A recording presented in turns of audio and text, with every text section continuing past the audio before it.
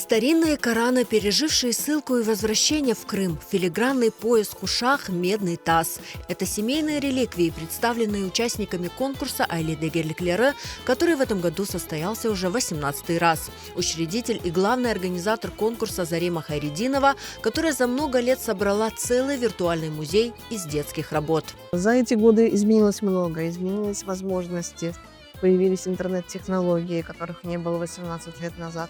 Но неизменным осталось только желание узнать свои корни, сделать для своих будущих детей и внуков презентации, которые расскажут им об их предках.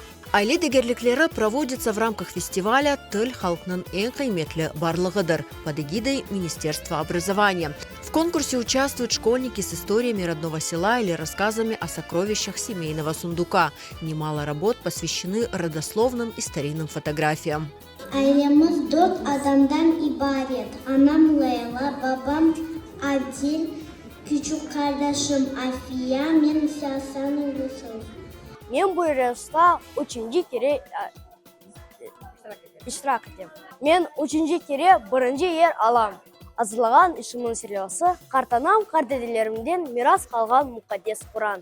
Айле Дегерликлері ажайып бір ярыш. Біз сабырсызлық не беклейміз. Әр елі бұл ярыш олacağını hazırlanamыз ve тіліні білген баларын sayısı çok olmasa da или bir yıldız çığa Malumata azdı ama son işini başlayan son öz-özünden küte materiallar tapıla, meraklı hartanalar, meraklı hikayeler, tarihler peyda ola.